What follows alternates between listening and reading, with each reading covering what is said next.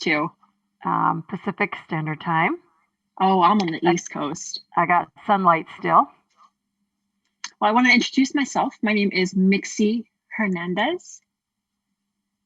This is my sign name. I'm from California. And this is TK Mehlhaff, and I'm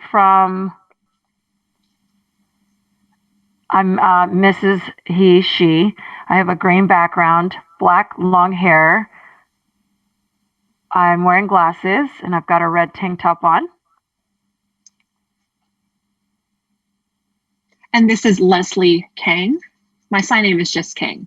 I've got a black background. I'm wearing a maroon button-up with a black Apple Watch. I have a tattoo on my arm, and I have black short hair.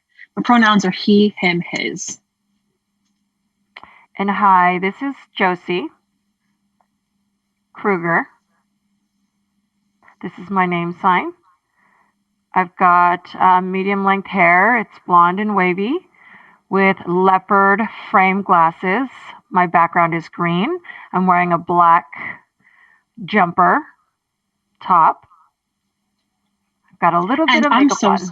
I'm so sorry. This is Mixxie. I have long brown hair, black rimmed glasses, and I'm wearing a dark olive green shirt with a white background behind me.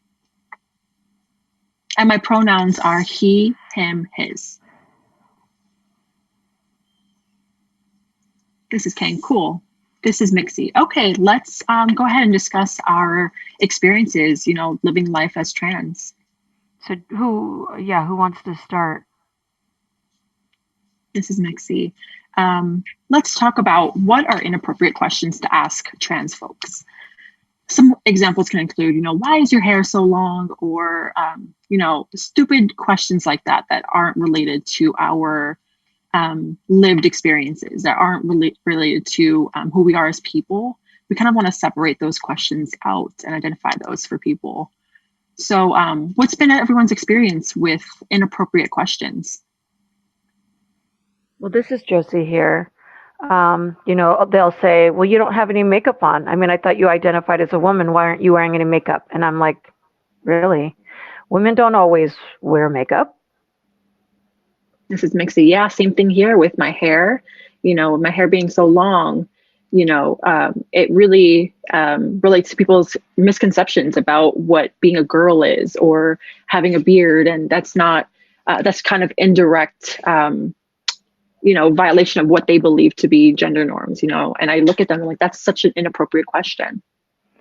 Yeah. And this is TK. I noticed that they get gender and sex mixed up. So, it could go either way. If a woman wants to go one way, they're allowed to, and vice versa.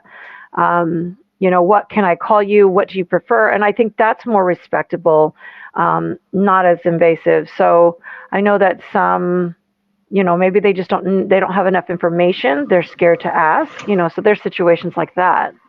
Mrs. Kang. Yeah. And I think about the difference of how they ask, folks that are cisgendered, that have long hair, and people don't ask them the same way they ask us. This is Mixxie. And there's one thing that happens when I'm on dating apps and apps like that, that cis men usually will message me and say, hey, well, do you have a vagina? And that really throws me off guard. And it's like, whoa, what is the point of that question? I'm not talking about this. There's nothing wrong with that, but it's not appropriate to ask someone. That's an uncomfortable question for sure. I'm there to just chat and kind of find someone to have a relationship with, and to ask that during like the first introductions, that's when I'll close it off. And this is TK. I just wanted to throw in a question. Is that an assumption, or is it based on something you posted? This is Mixxie. So it'll be something that I post really quickly on my bio, and then that's all of the questions that I get. I kind of want people to read that and just move on. And this is Josie. How I would handle a situation like that is I just decided to own myself, own my identity, just kind of put it out there, so that there's nothing hidden, nothing that they could use against me. But like you said, do you have a vagina? Do you want to hook up? And I'm like, no. Well, are you planning on hooking up? And I'm like, if I'm not planning on hooking up, it's none of your business, You have these cis guys that are like, do you have a penis? And I'm like, They don't ask that question. This is Kang. Yeah, I had the same exact experience with dating apps. It's the same. It's always that question. It's the issue of the questions. And it's like, it's unnecessary. Why what do you want to do with that information? If I tell you this information, where's that going to lead to? And I feel like, people read the bio or they ignore it and that ask me that question. All the information's there. This is Mixxie. Yeah, absolutely. They kind of disregard the bio. You have eyes, read. It's all there. This is Josie here. I mean, they're looking at the picture. They click on it. They don't even read the bio. They just look at the picture and they're like, ooh, they're cute. And then they go and ask those questions. And it's like, gosh, could you just go read the bio first, before you hit like? And TK saying, yeah, like, don't waste your time. This is Mixxie. Yeah, same thing with top surgery. When I had top surgery, I was so excited for it. And then people will come ask me, hey, I noticed that you had top, surgery. Are you a bottom? And it's just, why does my surgery have anything to do with my preferences sexually? It's my life. It's too personal to ask me.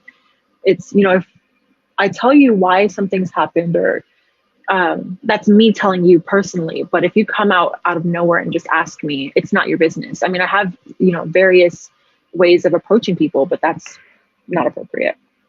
And this is Josie here. It's like, what friendship level are we going to be on? It depends on what we're on, because then otherwise they bombard me with all these questions. And this is Kang. Exactly. No boundaries, no respect. TK is saying, yeah, same thing. Sometimes they'll ask about your friends or family, more appropriate, respectable questions, wanting to get to know you better. Like you said, asking too much. It's where's your boundaries? So you kind of have to be careful with that. And I'd like to share my story, but I don't want to go too deep into it. Piece by piece, exactly, until you trust that person. Right. Once that trust gets there.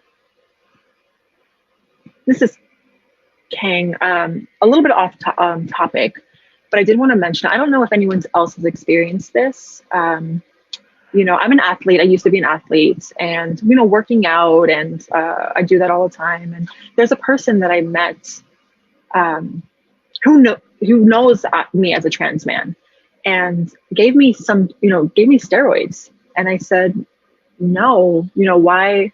Oh, asked me if I was using steroids. And I said, well, no, why are you asking me that kind of question? You are a man, we're born a man, you're already far ahead of me in that aspect. And so I don't know if if you were in my shoes, how would you feel? I don't know if anyone else has had this experience. This is Josie. I have a funny story thinking to your situation. A few years back, a few friends of us, we got together at a party, and they had different bottles of wine and beer and just different alcohol there. And there was wine, and I struggled because I couldn't get it open. So I was struggling to get it open, and my friend was like, what's wrong? And I said, I'm on E, so I lost muscle mass. I was using estrogen, and I said, I just can't open it anymore, and that's a fact. So I know that I lost muscle mass when I knew that I was going to lose muscle mass when I made that transition over. So that was something interesting. This is Mixxie. Yeah, before I even went into my journey, back all the way in high school, I was still kind of trying to evaluate what my identity was. I wasn't sure at that time. I was really naive. Remember, this is back in high school. And someone had told me, oh, go and, join, be a cheerleader, join the cheerleading team. And I went ahead and I did, and I said, sure, no problem. But being in the outfit, being on the cheerleading squad, like I just was not comfortable. And from there on, I wanted to be involved in, basketball and volleyball, something more physically active. And it just didn't match who I was. I think it was too extreme for me. I was trying to be rough and, do stuff that, gets me dirty. That's more my preference. And later on, I was learning more and more about myself. And I look back at that time and, wonder like, wow, that was really relative to that. This is Kang. Yeah, you really reminded me of when I was in high school, I went to a mainstream school and I was on field hockey and I hated it, but I sucked it up and I went through it because I fell in love with it. It was really fun for the international aspect of field hockey, but I suffered a lot through high school, and growing up again, like discovering my identity, I just really discovered why I hated the things that I did in high school. So this is TK. I'm curious, how do you handle like when you go into the restroom and people, you get the looks? Because that really annoys me, that was at the beginning of my journey. Now it's not quite a big deal, but I can't imagine how many people go through that. What do you guys have to say about that? Definitely. Many. And this is Josie. Talking with my friends, we go in different directions, and it's like, oh shoot, I can't go into the same restroom as we're having a conversation. Or like if we go to sports, and it's girls only, and it's I get jealous, honestly, I have to admit, because I have to sit on the sidelines and watch them play volleyball, and I think it's not fair that I don't get to join these sports. I'm stuck, so growing up, that was kind of my experience.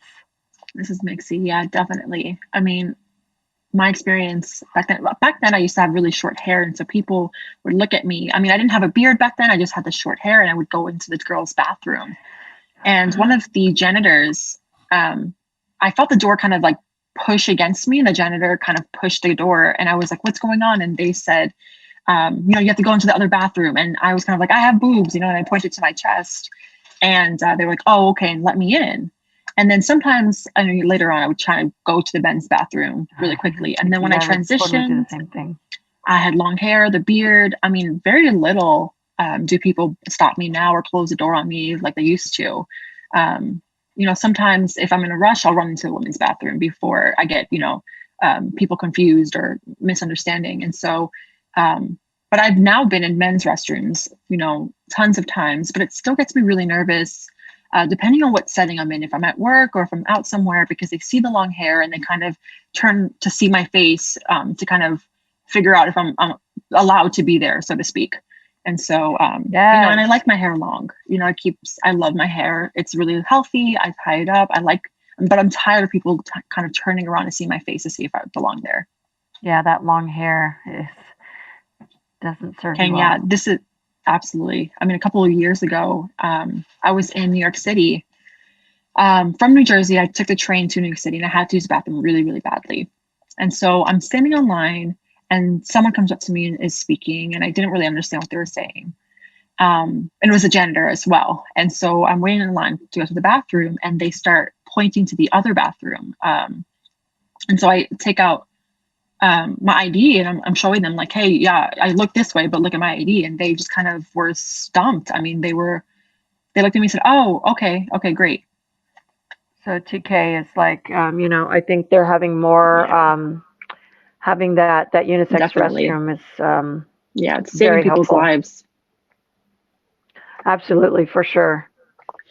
This is Mixxie. I remember, I want to say maybe 2 years ago, I was speeding a little bit. I was on a rush somewhere, and it was late at night, and a police car pulled me over.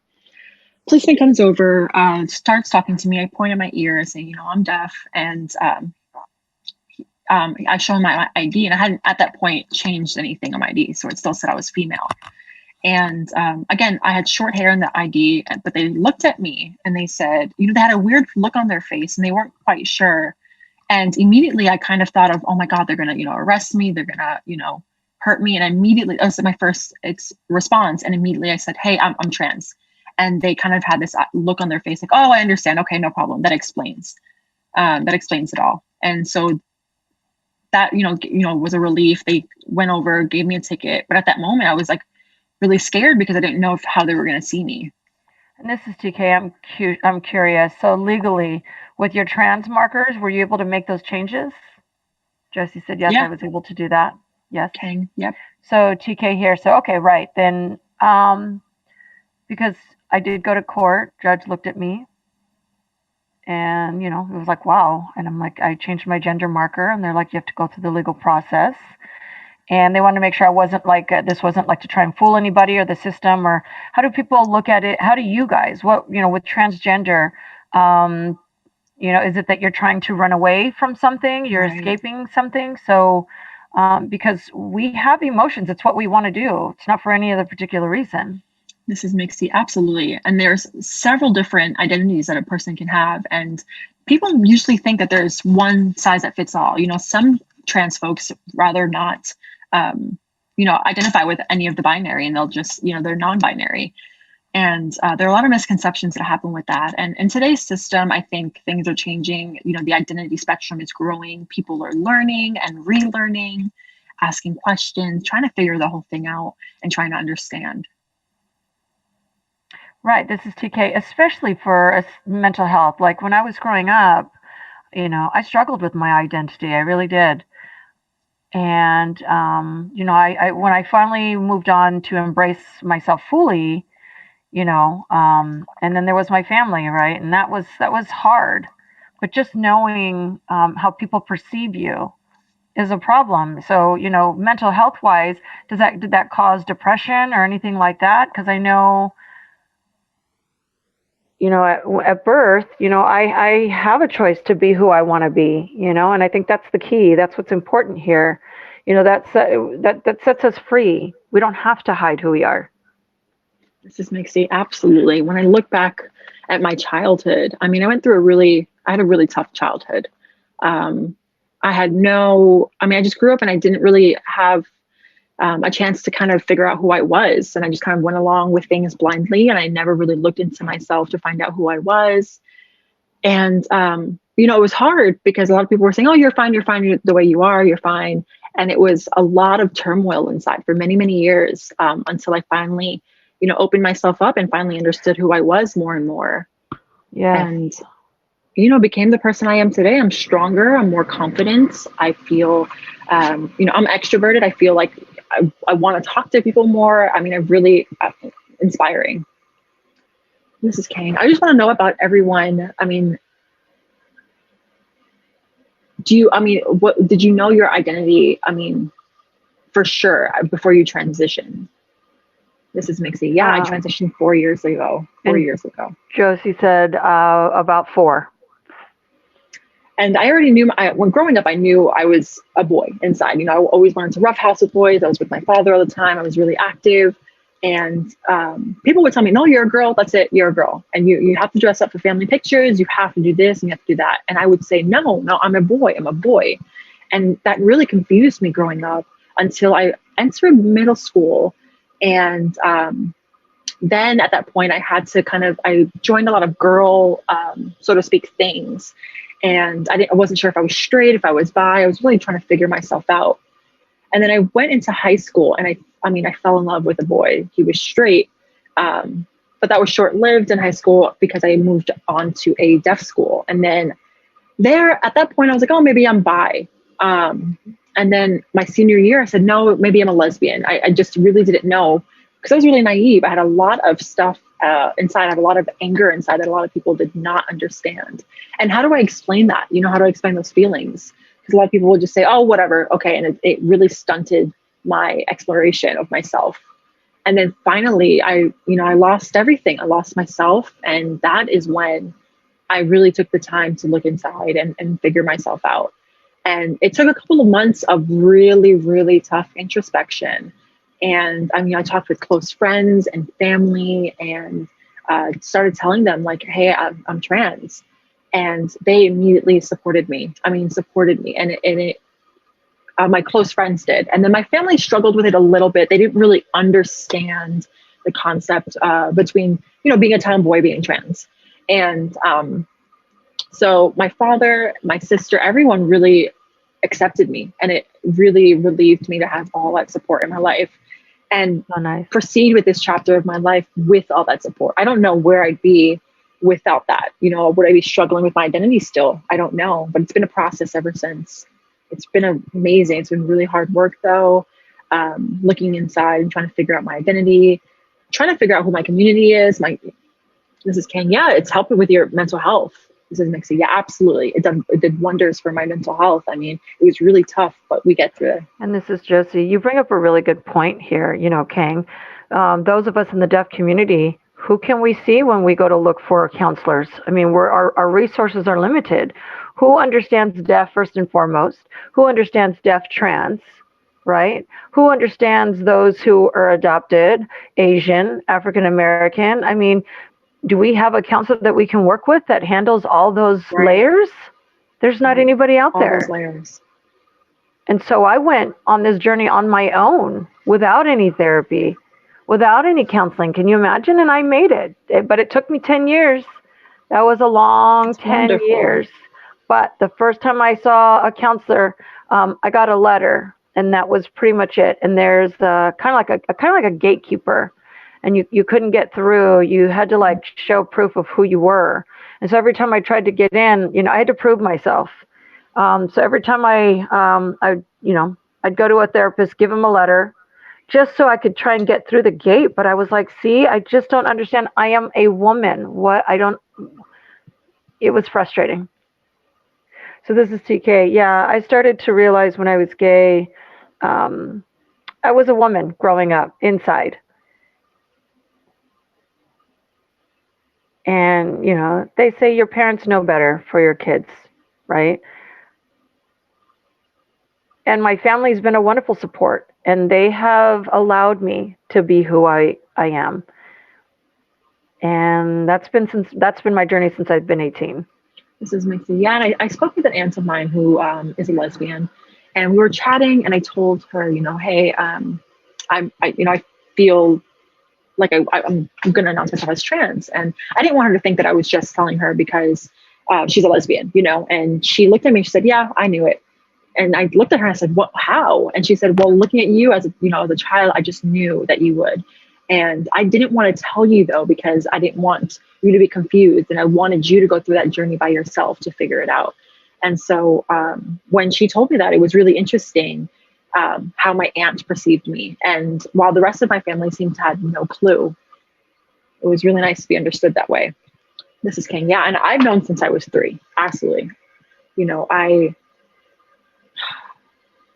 I just felt like I was a man inside. It felt like I was a boy. And my family, though, it was a really tough thing for them to get into and accept, because we had gone through hell growing up with my mom. I mean, she just is very, very traditional. She wants to keep her traditional ways. And I'm the firstborn. Culturally speaking, that was even an extra layer to go through. So it was a lot of trauma, but I transitioned, I had almost killed myself at one point in my life. And I went through counseling and had a social worker, and they were both hearing, but I had a really good interpreter who was super qualified, and went through that experience. And they kind of asked me, well, what's wrong with being trans? And my brain was just locked on my parents. My parents controlled my life at that point. I didn't know enough about, the outside world. I didn't have any confidence in myself to really explore, and just kept that all bottled in, and was really struggling. And the counselor that I had just kind of asked me, well, why, and we had a really great conversation that really, I think, sparked the change of me looking inside myself to kind of figure it out. And I'm happy that I'm still here. I'm glad that I'm still here. But there's such a huge mental health component that comes into this. It's not a fun experience in general at all. It's really tough. It puts some people through hell. That journey for each person, I mean, they have their own journey. But I know in high school, I was super sensitive. And I saw some people who transitioned in high school, but in 2019, 40%, more than 40% of folks killed themselves. And that a lot had to do with President Trump in 2019. A lot of folks, and during Trump's presidency, I think that unhappiness increased. And then on top of that, with COVID, this is Mixxie, definitely COVID. I mean, and has forced a lot of people to figure out, they take the time to look in. It really woke a lot of people up, I think, to catch up, so to speak, because the time that they had growing up was awful. And I think it's important to fix that. It's important to look inside and do that work. And this is Josie here. So before I transitioned, basically, I mean, I didn't really include my parents. I was it was a rough life, because I didn't care, right, that I was a man. And that right there affected my friendships, my work life, just every aspect of my life. But since then, I really do cherish myself. I'm trying to, right. Give myself self-care. And now I can see a huge difference on both sides. Yeah, definitely. This is TK. I have a question for all of you guys. Now, you guys have kids, and if so, I mean, I'm curious how that works out. This is Kang. It's too early for me. TK said, I agree.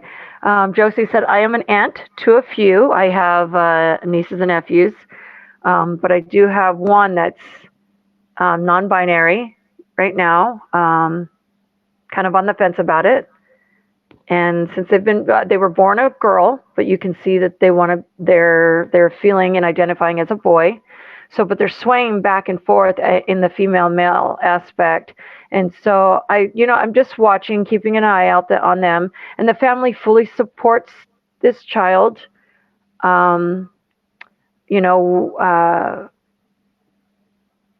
were going to have a party, a transgender party, and help them identify with a new name, but they haven't, that kind of fell through the cracks. So, but this was just at the age of 5, I saw them, kind of on the fence is where it started for them. But just the parents are 100% supportive, and they're just there waiting for them to come to. And this is TK. Yeah, there's one person that came from this family, and I think they were at like the ages of 3 or 4, and they asked, are you a boy or a girl? And they responded, and they respected their child's wishes at that age. And I thought, gosh, I love that parenting style compared to what it used to be. Yeah, definitely. This is Mixxie. I've noticed too that parents who are doing, the gender reveal parties, is it a girl? Is it a boy? Yeah. I noticed that sometimes when they announce it's a girl, people are obviously excited, but I notice a increase in excitement if there's a boy. And it's interesting to see that. And myself now as trans, without parents that support you, if I wanted to be a boy or if I wanted to be a girl, parents have a hard time accepting that. It's a different perspective that people don't understand. And Josie's saying, that gender reveal, gosh, and it's so early because the baby hasn't even been identified yet, and they're not identified. Right. They don't really identify till about the ages of 3 or 4. So, gosh, at such a young age, at a baby age, I just don't think that's right. Mixxie said, this seems to be a question. Let me see here.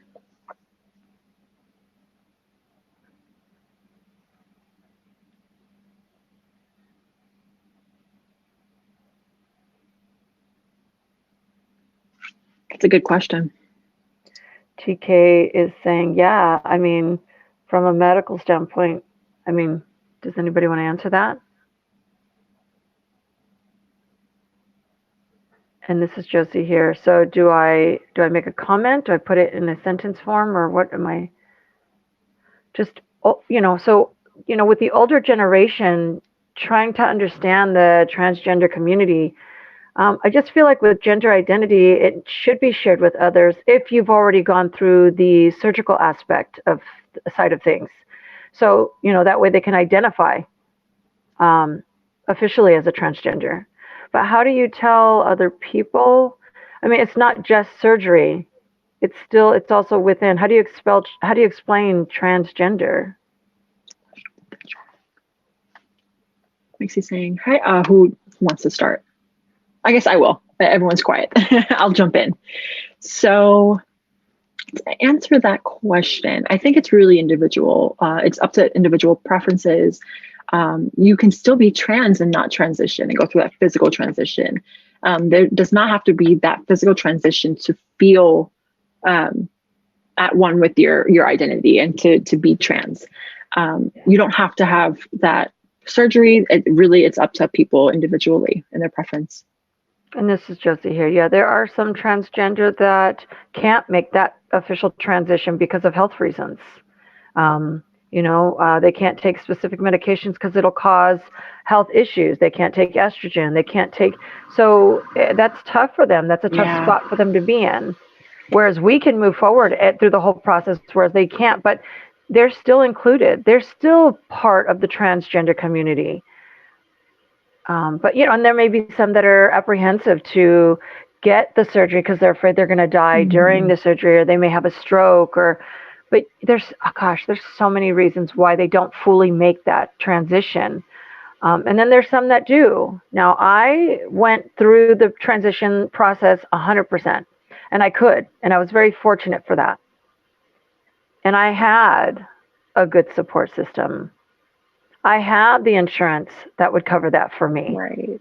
I was lucky that I was able to go through everything. Now, but there's some that don't have insurance and they're stuck. And the surgery itself is so expensive.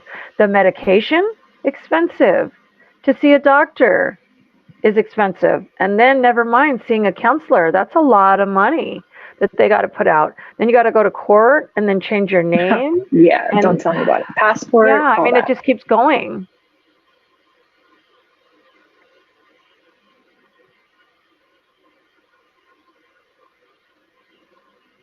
Oh, okay. This is Kang. Yeah, and just to jump on that, I mean, again, you do not have to fully transition. I mean, you can have top surgery, bottom surgery. It's totally up to you, whatever makes you feel comfortable. The important thing is that you feel comfortable in your own skin. You know, some folks don't have to transition to consider themselves trans. You know, they're still involved in the trans community. Right. And the important thing is love yourself. Love yourself, exactly. And this is Mixxie. You don't have to listen to other people's decisions on your life. It's your decision. You follow your own gut and your instinct. And whether or not they support you, it should not make a difference on how you identify yourself. You know, it's for you. Do it for you. It's your decision. Follow what you feel. You know, your inner child needs to be free. Let go of that. You know, they don't deserve to suffer anymore. Exactly. And again, it goes back to your mental health. I mean, everything is connected. You shouldn't feel stuck in your own body. Right. And this is TK. At the end of the day, we are a human being, period. Right. Exactly. You know, a lot of people have many different issues, and, you know, and everyone's different in some way. You know, you're deaf, you're hearing, and people get scared. No, we are the same person. I just can't hear and you can. And this is Josie. Growing up, I always worried, what would they think of me? What friends am I going to lose? Gosh, I have no support. How am I going to find a job? You know, how am I going to have this quote unquote good life? You know, so all these thoughts. I lost 46 years of my life, 46, just thinking about what other people would think of me, but no more. You know, what's important is that I know myself. I know I'm right. It's none of their business out there. And gosh, it's so much better. TK says, that's great. All right. All good. Good. Okay. All right. Bye, everyone. Bye. Thank you for watching. Great. Thank you all. I really